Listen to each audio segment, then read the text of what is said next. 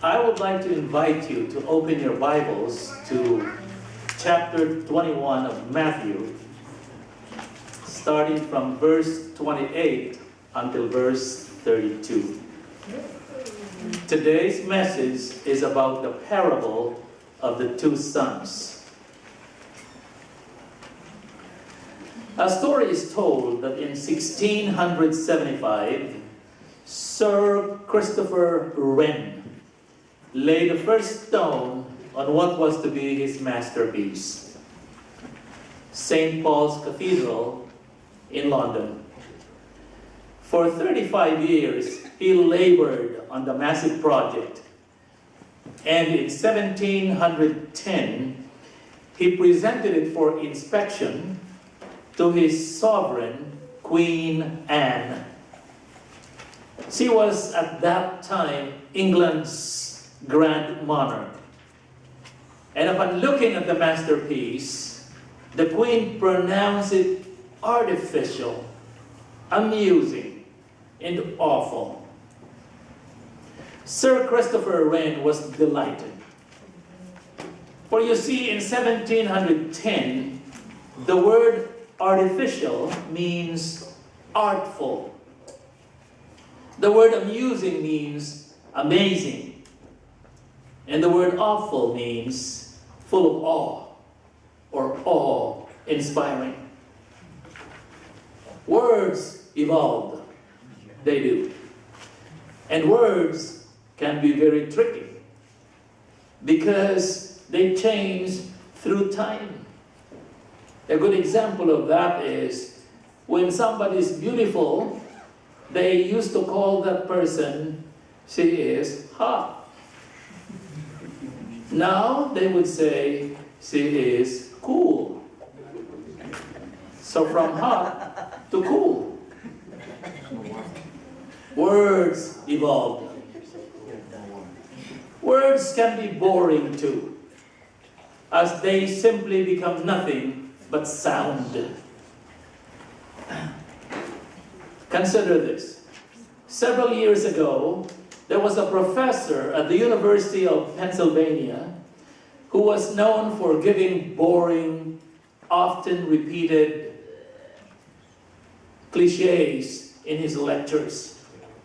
At the beginning of one semester, there was an innovative class who breathed new life into the course by assigning baseball plays to each often repeated phrase. So what they did was they divided themselves into two teams. First team on the right side, and then they're divided by the aisle, the second team on the left side. And of course, this was beyond the knowledge of the professor. And then they assigned value to the words that the professor would say. On the other hand was a base hit. By the same token was a strikeout. And so on was a stolen base. Now the two teams were always in the lecture hall, divided by the aisle, and throughout the term they played inning after inning of silent but vigorous baseball. On the last day of class, the impossible happened. The score was tied. The bases were loaded. And then the batter hit a home run because the professor says something that is home base in value. The winning team stood up and clapped their hands, and they were cheering wildly. Though deeply appreciative, the professor was quoted later as saying he wondered why only half of the class was cheering about the niceness of his lectures. He wondered how come the other part was not enthusiastic. Of course, we know, based on this story, that the other part lost in their baseball game. Words can be boring. Words can sometimes be tricky. That is why we're often warned about words. And our text today provides a classic example of a warning in regard to words. It's found in Matthew 21, starting from verse 28 until verse 32. I'd like for us to stand, please, and read our passage. I'd like to request the men to go ahead and read the first verse, verse 28, and then the ladies, you respond, please. Men, go. What do you think? There was a man who had 3 sons. He went to the first and said, Son, go and work today in the vineyard. Ladies? I will not, he answered. But later he changed his mind and went. Then the father went to the other son and said to the same thing. He answered, I will, sir. But he did not go. Ladies? Which of the 2 did what his father wanted? The first, they answered. Jesus said to them, Truly I tell you, the tax collectors and law teachers are entering the kingdom of God ahead of you. And everybody, please. For John came to you to show you the way of righteousness, and you did not believe him. But the tax collectors and the prostitutes did. And even after you saw this, you did not repent and believe him. Be seated, please.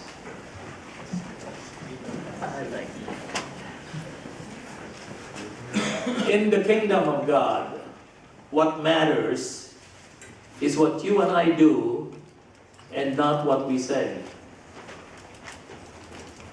Words can be cheap, sometimes confusing.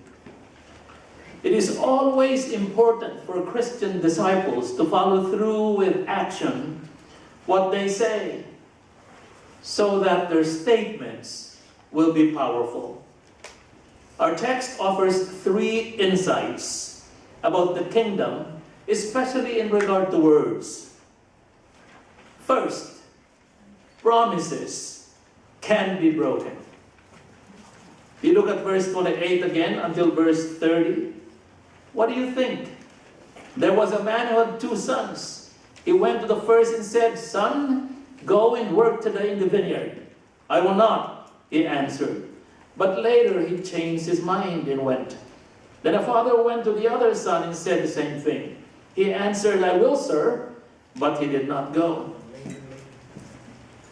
Only the Divine Father does not err in following through with his promise. Human beings are prone to break promises. But the Lord says something, and whatever he says will come to pass.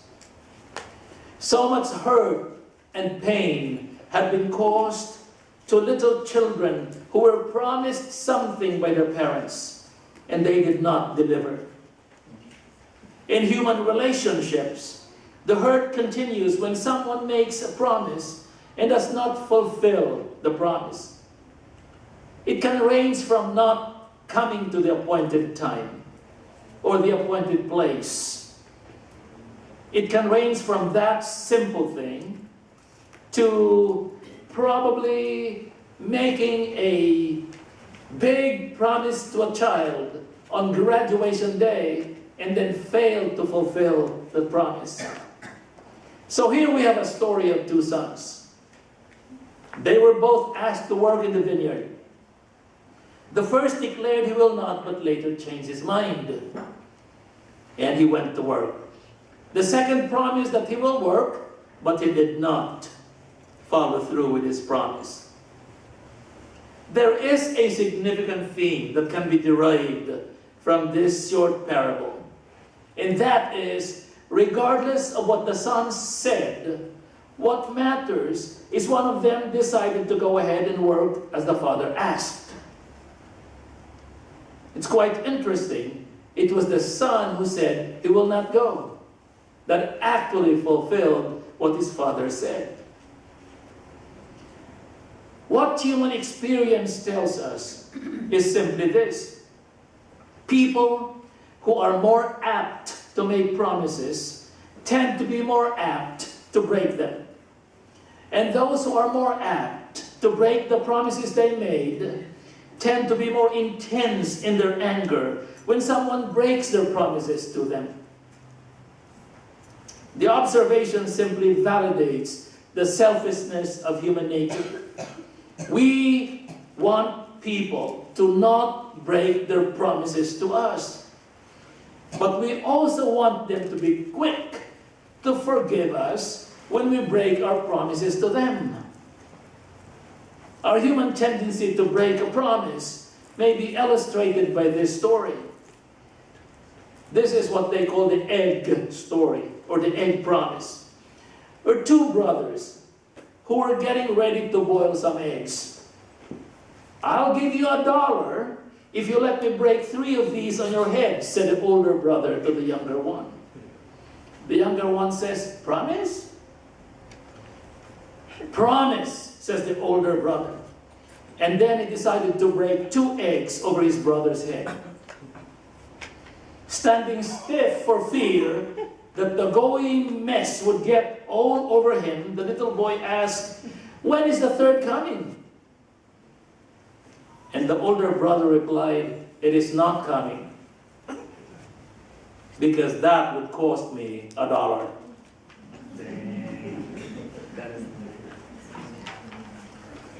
From this particular story and the example of this older boy, we realize that many times promises are broken because words do not really mean much anymore. That is why you and I should be distinctly different from others. We call ourselves Christians, disciples of Christ, people defined by the name of Jesus the Christ. It is important for us to understand that when we say something, we follow through with what we do. The next insight has something to say about this. Faith is evidenced by behavior. The first insight is what? Promises are made to be broken. The second is faith is evidenced by behavior. Look at verse 31. Which of the two did what his father wanted? The first, they answered. Jesus said to them, "Truly I tell you, the tax collectors and the prostitutes are entering the kingdom of God ahead of you." The answer to the question, which of the two did what his father wanted, is so telling. Of course, the answer is the first, the one who said he will not go, but changed his mind, and he went to the vineyard to work as the father had asked. When we apply this truth to our lives, in matters of faith, what is important is what is done and not what is said. For a fitting reminder, let me share 2 passages of Scripture which supports the thought that faith is evidenced by behavior. First is James 2:26, a familiar verse. As the body without the spirit is dead, so faith without deeds is dead. The immediate context of the verse mentions Abraham and Rahab, who were commended for what they have done to demonstrate their true faith. And what did Abraham do? Abraham offered his son Isaac on the altar of sacrifice because of his faith. And what did Rahab do? She gave lodging to the spies and sent them toward a different direction, thus sparing their lives. Both acts, according to the Scriptures, were considered righteousness. And thus the conclusion of the Apostle James is remarkable. Faith without works is dead. Dr. Henry Blackaby would often say, "Until you are ready to make any change necessary to follow and obey what God had said, you will be of little use to God. Certainly, God is not interested with what we say to prove our faith. He is interested in what we do, how we conduct our daily lives, how we respond to trying circumstances as evidences of our faith. For faith is proven by behavior. The second verse is Matthew 25, a passage really starting from verse 21 to verse 23. This passage supports the insight that faith must be evidenced by works. It reads, "His master replied, 'Well done, good and faithful servant. You have been faithful with a few things. I will put you in charge of many things. Come and share your master's happiness.' In verse 22, the man with 2 bags of gold also came. 'Master,' he said, 'you entrusted me with 2 bags of gold. See, I have gained 2 more.' His master replied, 'Well done, good and faithful servant. You have been faithful with a few things. I will put you in charge of many things. Come and share your master's happiness.'" The preceding words came directly from the lips of our Lord Jesus Christ when he was talking about the parables of the talents. Both men were given commendation not because of what they have declared, but because of what they have done. So take note of what the master said. "Well done." The master didn't say, "Well said." Those of us who enjoy animated discussion about the Word of God need to take heed attentively to the challenge of this passage. What matters in terms of faith in God is how we behave, what we do, not what we say. So, for example, we can talk about evangelism, but if we do not invite others to the Lord, our talk is useless. We can talk about merits of prayer or study of the Word, but if we do not pray and if we do not meditate upon the Word, we will be like sounding brass and clanging cymbal that Paul speaks about in 1 Corinthians 13. You know what the urgent need of the church today? The urgent need is not for more discussions of faith. The urgent need is for works that demonstrate faith.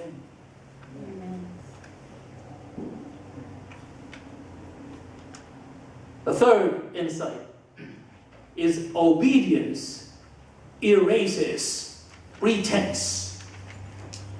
Look at verse 32. "For John came to you to show you the way of righteousness, and you did not believe him. But the tax collectors and the prostitutes did. And even after you saw this, you did not repent and believe him." The direct listeners of this parable are the religious leaders of early Palestine. Actually, there were 2 groups of people alluded to in this parable. First is what we call the out-and-out sinners, and the second is the holier than thou. Let's go to the first group. They're composed of the tax collectors, the prostitutes, the admitted immoral segments of society whose lives are considered unacceptable by mainland standard. Last night, when we were here attending the memorial service in honor of Mr. Don Hart, this room was full of people, literally. And Pastor Vic was saying, wouldn't it be nice if this will be the attendance every Sunday? As a matter of fact, there were several who were standing. One of the guests declared that he used to be a stripper in the industrial part of Dallas. But one day, in God's miraculous way, somebody called her and told about salvation in the Lord Jesus Christ. And she said that her heart was pierced. And now she is an evangelist for the Lord. She's an example of somebody who is considered an out-and-out sinner. They are represented by the first son, who immediately said no to the request of the father to work in the vineyard. My brothers and sisters, when you invite friends who are busy with the world system, don't be surprised when they say no to your invitation. But don't be also surprised when during the time of your banquet, that same person will be the first one to knock at the door of your house. That's what the first son did. He said, no, I'm not going to go to the vineyard. And yet, he did. Because it changed his mind. These are the people who do not have any pretense about having religion. They are people who do not possess what we call theological refinement. But according to the Word of God, they will be the first ones to enter the kingdom of heaven. The second group is the holier-than-thou group. These are the religious leaders who profess to approve the teachings of John the Baptist, but never really confessed their sins and trusted the Lord. They are represented by the second son, who would say what's expected, but did not do what is needed. Their words do not align with their deeds. The first group entered the kingdom of heaven because they believed and changed their ways, while the second group remained outside. The story is so true even today, when avowed sinners take the gospel more readily than those with a veneer of false piety. I remember the story of that young man who wanted to distribute tract in the neighborhood, and he knocked at the door of a neighbor wanting to give the tract. And the lady opened the door and says, "What do you want?" And the young boy says, "I want to give you this tract."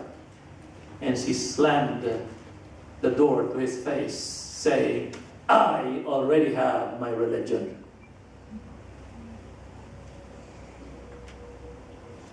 Their behavior is not aligned with what they say. Again, let me share two passages to support the thought that obedience erases pretenses in the kingdom of God. John 14, verse 15. On verse 15 and verse 24. "If you love me, keep my commands."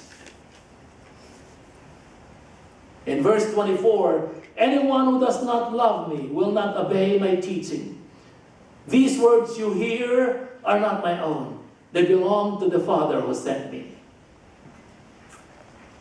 My brothers and sisters, you and I cannot pretend ourselves to salvation in God. Either we believe, which results to obedience, or we don't. We may be able to convince others with our religious veneer or our appearances. You know, we do the rituals. We do what is expected. But nothing really happens in our hearts. In the eyes of God, pretending is not going to hold water. In the end, we will just be fooling ourselves. It's quite simple. If we love Him, we will obey His word. Anyone who disobeys simply declares the absence of love for Him. And so you and I declare with complete faith that an obedience problem is really a love problem. Because if you love Him, you obey Him. There is no in between. Oh yes, there are times when it's difficult to obey because of what we have been comfortable through the years. Go to a brother, ask for forgiveness. That's difficult to obey. All right? But you know what? I have found out in the Christian life, it is no longer what's difficult or easy. It's already what will please God. Amen. That's the main difference. The second passage is 1 John chapter 2, 3-6. We know that we have come to know Him if we keep His commands. Whoever says, I know Him, but does not do what He commands is a liar. And the truth is not in that person. But if anyone obeys His word, love for God is truly made complete in them. This is how we know we are in Him. Whoever claims to live in Him must live as Jesus did. The phrase, keep His commands, is just another way of describing obey. This passage presents obedience as proof of knowing God. Remember that the word know describes intimacy in relationships. So when we declare we have a personal relationship with God, we are also saying we are demonstrating this through our obedience. Again, there is no pretending here, because true obedience erases false pretenses. Obedience and pretense cannot coexist. Either you obey or you pretend. You cannot both obey and pretend at the same time. The word that is used for someone who declares he knows God and does not keep His commands is the word liar. It comes from a Greek word pseustis, taken from pseudos. You know, we use that in English today. Pseudo-religion, pseudo-relationship, pseudo-politics. It means false, deceptive, untrue. And we are informed that the devil is the father of deception or lies. John 8:44. To obey and to stop pretending is to not allow the evil one to take a foothold in our hearts. Obedience erases pretenses. Let me conclude by saying that in the kingdom of God, what matters is what we do, not what we say. The goal is to receive well done and not well said. We also receive 3 insights today about the kingdom in regards to words and deeds. Promises can be broken. That is why we need to follow through with what we say. Follow through what we say with what we do. Changes in actual behavior. Faith is evidenced by behavior. That's why James declared faith without works is dead. And the third, obedience erases pretenses. That is why faith that is demonstrated by obedience eliminates any thread of falsehood in the disciples' life. Simply stating, the big lesson is this: in the kingdom of God, what matters is obedience. Amen. And whenever we speak of obedience, we speak of adjustments in life that facilitates changes in our behavior. You and I can sacrifice without obedience, but we cannot obey without sacrifice.